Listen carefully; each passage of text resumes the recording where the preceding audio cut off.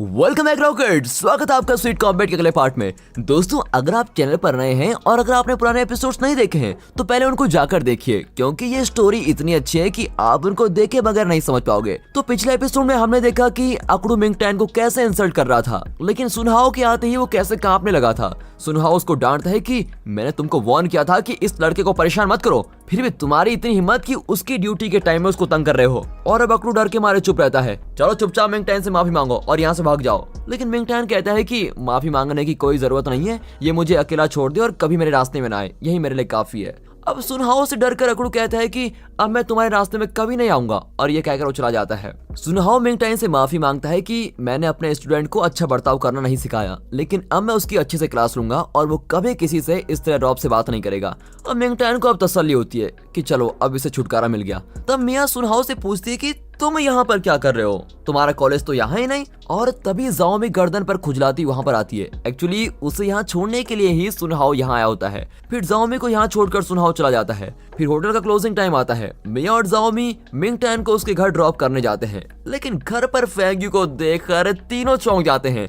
दरअसल दोनों नटखट बच्चों ने फेंग्यू को अपने घर बुलाया होता है और फिर सब मिलकर डिनर करने बैठते हैं। और खाने में वही हॉट डॉग होते हैं जिन्हें मिंगटैन और फेंग्यू ने मिलकर जीता था। मिया मिंगटैन से पूछती है कि इतने सारे हॉट डॉग्स के पैसे कहाँ से आए, और तब मिंगटैन और फेंग्यू एक दूसरे को ताकने लगते हैं। छोटू कहने जाता है कि ये सब तो हमने गेम में खेलकर जीता है, लेकिन मिंगटैन तभी उसके मुंह में हॉट डॉग दबा देता है। लेकिन जाओमी और मिया को ऑलरेडी शक हो जाता है कि फेंग्यू और मिंगटैन ने साथ मिलकर ही इनको जीता होगा। अब मिया छोटू से फिर पूछती है, लेकिन फिर उसके मुंह में हॉट डॉग दबाकर उसको चुप करा दिया जाता है। फिर डिनर करके सभी मिंगटैन और बच्चों को बाय कहकर चले जाते हैं। तभी मिंगटैन देखता है कि फेंग्यू अपनी बोतल भूल गई है। मिया जल्दी चले जाती है, लेकिन जाओमी और फेंग्यू धीरे चल रहे होते हैं। जाओमी कहती है कि आजकल तुम्हारा बिहेवियर मुझे अजीब लग रहा है, तुम हमारे साथ कॉलेज कैंटीन में कभी नहीं आती थी, लेकिन आजकल मिंगटैन के साथ कैंटीन में बैठकर लंच भी करती हो। वाह, हमें देखकर तो कभी हंसती भी नहीं थी, लेकिन मिंगटैन को देखकर तो हंस हंस के बातें भी करती हो। कुछ है क्या तुम्हारे बीच में? और अपने घर से तुम कभी बाहर नहीं निकलती थी, लेकिन अब देखो मिंगटैन के घर तक आ पहुंची।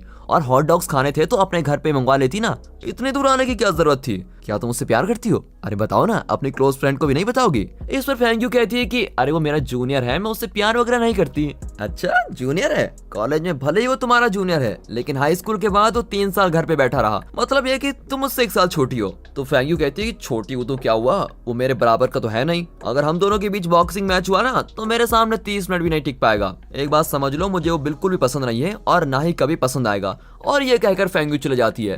अब ये सोचती है कि हाँ, शायद मैं ही कंफ्यूज हो गई थी, और ऐसा सोचकर घर चली जाती है। तभी पीछे से स्लो मोशन में दिखाते हैं कि मिंगटैन फेंग्यू की बोतल देने आया था और उनकी सारी बातें उसने सुन ली है। अब वो बेचारा बहुत दुखी होता है कि फेंग्यू उसके लिए ऐसा कह रही थी। अगर आप किसी से बहुत प्यार करते हैं और वो आपके पीछे पीछे इस तरह की बातें करे तो आपको कितना हर्ट होगा, है ना? मिंगटैन भी बहुत ही हर्ट हो जाता है। घर में बच्चे मिंगटैन से पूछते हैं कि फेंग्यू को बोतल क्यों नहीं दिया, तो मिंगटैन बहुत ही मायूस होकर कहता है कि अब वो हमसे बहुत दूर जा चुकी है और इसीलिए मैं उसको नहीं दे पाया। फिर उसको ख्याल आता है कि जब फेंग्यू पहली बार घर आई थी तो इस घर को अजीब तरीके से देख रही थी। इतना ही नहीं, उसने चाय पीने से भी मना कर दिया था, शायद इसीलिए वो अपनी बोतल में ड्रिंक लेकर आई थी। और इस तरह ऐसा सोचकर वो बहुत ही बुरा फील कर रहा होता है।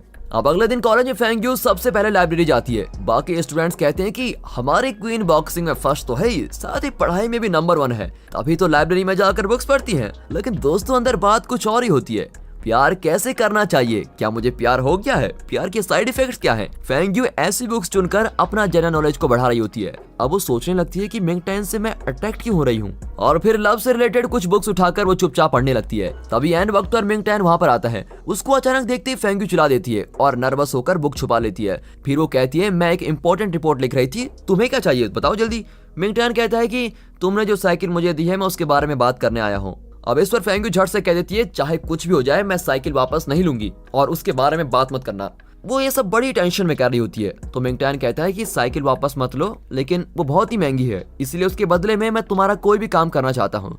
लेकिन वो कहती है कि मुझे तुम्हारी सर्विस की कोई जरूरत नहीं है। तो वो कहता है कि हाँ, मैं जानता हूँ कि तुम्हारे पास सब कुछ है, लेकिन फिर भी अगर तुम्हें किसी काम की जरूरत पड़े तो मुझको बता देना, मैं हर काम को करने को तैयार हूँ।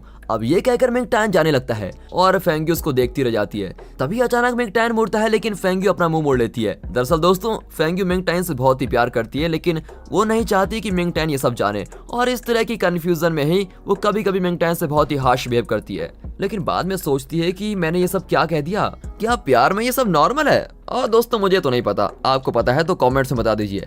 अब फेंग्यू फिर अंदर जाकर बुक्स पढ़ने लगती है और तब उसे मिंग टैन की याद आती रहती है। नूडल शॉप में मिंग टैन ने धीरे से फेंग्यू के बाल हटाए थे और फिर हॉट डॉग गेम खेलने के बाद मिंग टैन ने उसके चेहरे से आटा साफ किया था और ये सारी बातें उसको याद आती हैं और वो मुस्कुराने भी लगती है। अब मिंग टैन के घर पर एक पार्सल आता है जिसमें एक क्यूट सा केक होता है। छोटू उसको खोलकर खाने ही वाला होता है कि छोटी मना कर देती है और मिंग टैन को कॉल करती है। मिंग टैन अपने पार्ट टाइम जॉब में होता है। इतने में मिया कॉल करके कहती है कि मैं तुम्हारे घर जा रही हूँ, वहाँ छोटू और छोटी के लिए मैं सुबह खाना बनाने वाले हूँ, तुम भी लौट कर खा लेना।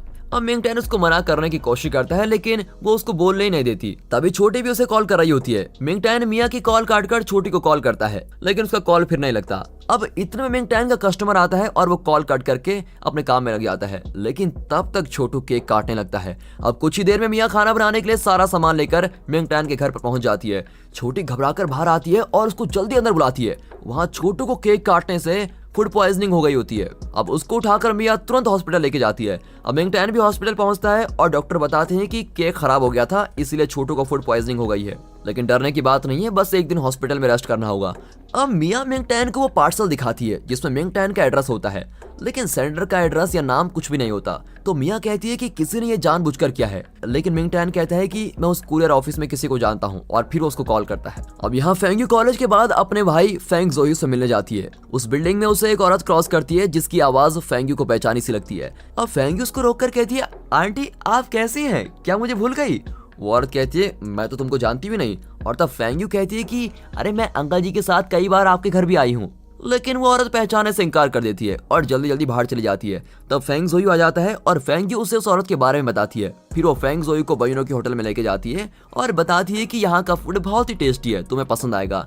तब बयूनो आकर दोनों का स्वागत करता है और फेंग जोयू से भी इंट्रोड्यूस हो जाता है। फिर वो इन दोनों के लिए होटल का सबसे अच्छा डिश लेने जाता है। फिर फेंग्यू बताती है कि वो औरत सच में अंकल जी की वाइफ ही है। उन्होंने बहुत अच्छे कपड़े पहन रखे थे, मतलब वो जरूर अच्छी लाइफ जी रही हैं। लेकिन मैंने तो सुना था कि अंकल जी के गुजर जाने के बाद आंटी सिटी छोड़कर चली गई थी, पर लगता है वो यहीं रहती हैं। अब बयूनो उनका डिश लेकर आता है और वो बहुत ही एक्साइटेड होता है। कहता है मैं खुद आपको सर्व करूंगा, मैं आपके लिए कुछ भी करने को तैयार हूँ। अब इस तरह वो मस्का लगा रहा होता है। तब फेंग जोयू कहता है कि मेरी तुमसे सिर्फ एक रिक्वेस्ट है, तुम प्लीज जरा चुप हो जाओ और यहाँ से दूर चले जाओ, हम खुद ही खा लेंगे। अब बयूनो चुप होकर चला जाता है। यहाँ हॉस्पिटल में मिंग टैन कुरियर ऑफिस वाले उसके फ्रेंड को कॉल करके पूछता है तो वो बताता है कि वो पार्सल अकड़ू नहीं भेजा था। और ये सुनकर मिंग टैन को इतना गुस्सा आता है कि मिया भी डर जाती है और मिंग टैन वहां से भाग जाता है। और मिया जानती है कि वह जरूर सुनहाओ की कॉलेज जाकर अकड़ू को पीटने वाला है, इसलिए वो मदद के लिए जाओमी को बुलाती है। और जाओमी तुरंत फेंग्यू को कॉल करके बताती है कि मिंग टैन किसी प्रॉब्लम में फंसने वाला है, तुम जल्दी आओ। अब अगले सीन में मिंग टैन सुनहाओ की कॉलेज में पहुंच जाता है और हर तरफ अकड़ू को ढूंढता रहता है कि कहाँ मिलेगा। और फिर आखिरकार वो अकड़ू को ढूंढ लेता है और कहता है कि आज मैं तुम्हें जिंदा नहीं छोड़ूंगा। और ये कहकर वो अकड़ू को मारने जाता है लेकिन सब उसको रोक लेते हैं, लेकिन वो अपना गुस्सा कंट्रोल ही नहीं कर पाता। और तब जियाओ फेंग वहां पर आती है और उससे बताती है कि ये ज़ेंगजी कॉलेज का है और टूर्नामेंट में फेंग्यू ने इसे ही अपना अपोनेंट चुना है। अब जियाओ फेंग कहती है कि ज़ेंगजी कॉलेज की होकर यहाँ आने की हिम्मत कैसे हुई तुम्हारी? मिंग टैन कहते हैं कि ये मेरी और अकड़ू की प्रॉब्लम है, तुम बीच में मत बोलो। अब अकड़ू जियाओ फेंग को उकसाने लगता है और वो कहती है कि हमारे कॉलेज में आकर तुम हमारे स्टूडेंट को मारोगे, अगर हिम्मत है तो मेरे साथ लड़ो। और ये कहकर मिंग टैन को चैलेंज करती है और उस पर ग्लव्स फेंकती है और फिर दोनों ही बॉक्सिंग रिंग के अंदर होते हैं और मिंग टैन पर पंचेस की बरसात कर रही होती है। तब सुनहाओ आता है और जियाओ फेंग को डांटता है। फिर वो बाकी स्टूडेंट्स को भी डांटता है कि इन दोनों को रोकने के बजाय तुम तमाशा देख रहे हो। फिर वो मिंग टैन से पूछता है कि अरे तुम यहाँ पर क्यों आए हो? तो मिंग टैन उसे सब कुछ बता देता है और कहता है कि अकड़ू की वजह से मेरा भाई हॉस्पिटल में है। लेकिन अकड़ू झूठ बोलता है कि मैंने ऐसा कुछ भी नहीं किया। अब सुनहाओ प्रॉमिस करता है कि वो इस बारे में पता जरूर लगाएगा और सब कुछ सबके सामने लेकर आएगा। आगे कहता है कि अगर मुझे पता चला कि अकड़ू ने यह किया है तो उसकी खैर नहीं। तभी एक लड़का आकर कहता है कि ज़ेंगजी कॉलेज की स्टूडेंट्स आई है। अब सब टेंशन में बाहर आ जाते हैं और बैकग्राउंड म्यूजिक भी टेंस होने लगता है। अभी लोग सोच रहे होते हैं कि बहुत सारे स्टूडेंट्स आए होंगे, लेकिन दोस्तों वहां पर सिर्फ फेंग्यू और जियाओमी खड़ी होती है, लेकिन ये दोनों 10 के बराबर हैं। फेंग्यू कहती है कि चुपचाप मिंग टैन को हमारे साथ भेज दो। अब सुनहाओ कहता है कि मिंग टैन यही है, उसने बताया कि अकड़ू ने कोई गलती की है, उसका पता लगाकर मैं खुद उसको वापस भेजने वाला था। और तब मिंग टैन बाहर आता है और उसको चोट लगी होती है।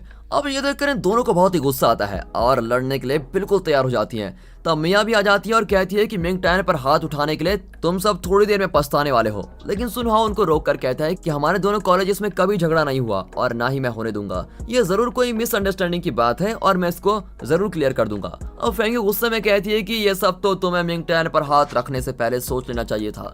तुम लोगों ने उसको मारा है और अब तुम लोग बहुत पछताओगे। और फिर आने वक्त पर वहाँ रेफरी आ जाती है। लगता है जहाँ लड़ाई होती है वहाँ ये रेफरी ऑटोमेटिकली टपक पड़ती है। वो कहती है कि ज़ैंगजी कॉलेज के स्टूडेंट्स को उनके प्रिंसिपल ने वापस बुलाया है। अब अगले सीन में ये चारों प्रिंसिपल रूम में खड़े होते हैं और प्रिंसिपल इनकी आरती उतारते रहते हैं। वो खूब डांटते हैं कि क्या तुम कॉलेज के रूल्स भूल गए कि कॉलेज के बाहर कोई लड़ाई नहीं होनी चाहिए।